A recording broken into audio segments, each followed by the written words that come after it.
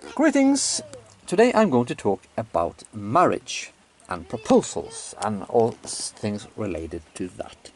First of all, you have the definitions here. What is a betrothal? What is an engagement? What is a marriage? What is a concubinage? All of it is explained here.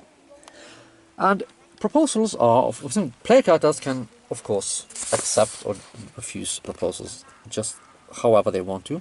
So these rules are for NPCs. If your character proposes to an NPC, or if an NPC proposes to another NPC, and you test your charisma basically, and you have a result here. You might be critically successful, or semi-successful, or failing, or critically failing. And then you have, but of course the chance for success is adjusted by a number of factors. Your renown, for example. Generally speaking, males become more attractive the more renown they have, but the opposite is the case for females. So you have rules for that. Age is going to matter a lot here, not only for your chance to, get acceptance, but also for the type. Here we have the type of reply you will get. Because if you're a knight and you propose to a child, you're not proposing for an engagement, you're proposing for a betrothal, and it will not turn into an engagement until the child is an adult. And the child is listed here because children, they can be proposed to too, but not for an engagement, but for a betrothal. This was a system common in the past, where you proposed to their parents, basically, can I marry your daughter when she becomes of age? And that is called a betrothal. So you don't marry children or anything, you wait until they are adults. But you can propose to them when they are children for an engagement when you are an adult. So here you have, if you are already betrothed to one, you have a bigger chance to success, because a negative adjustment is good in this game. Yes. If you're a female with a dowry, your chance to succeed is going up. If you're a peasant, it's not good for you. You're less likely to succeed. For upper class, dowry, bigger chance for success. And of course, the dowry and wealth and inheritance, see below, of the character proposed to has the opposite effect. So if you're proposing to one who can bring with her an upper class dowry, it's going to be more difficult. Characters' wealth and inheritance will influence this. This is for male characters, by the way. This is obviously only for females. So if you are not going to inherit anything, she's probably not going to want to marry you, right? So we have rules for that. Yes, if you're rich, your chance increases for the woman to accept your proposal.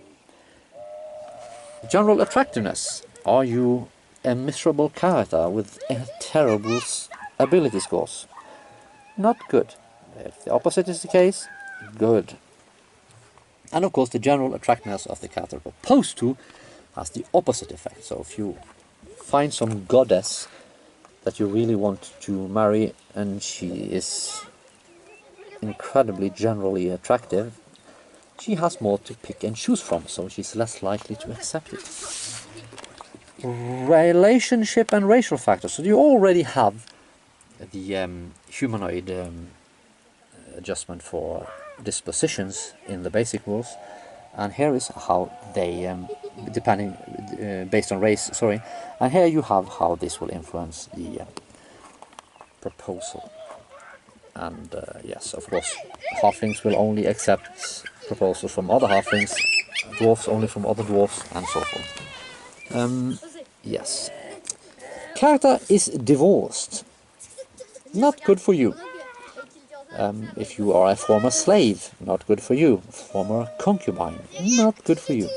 If you already have children, not good for you. And especially so if you are female.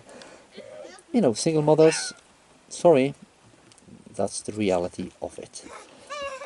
if you're a man and you already have a concubine, you know, the woman might not be that interested in marrying you. If you're known to be infertile, very slim chances for success. And this is the whole purpose of marriage, is procreation. So if you are infertile, why would the woman even bother marrying you? If you propose to a free woman for a concubinage, she's less likely to be too happy about it. She'd probably prefer to be your wife. The dowry, what the women bring in terms of inheritance, because females are said not to inherit, right? But they do inherit, they just inherit when they marry instead of having to wait for you to drop dead, or for their parents to drop dead.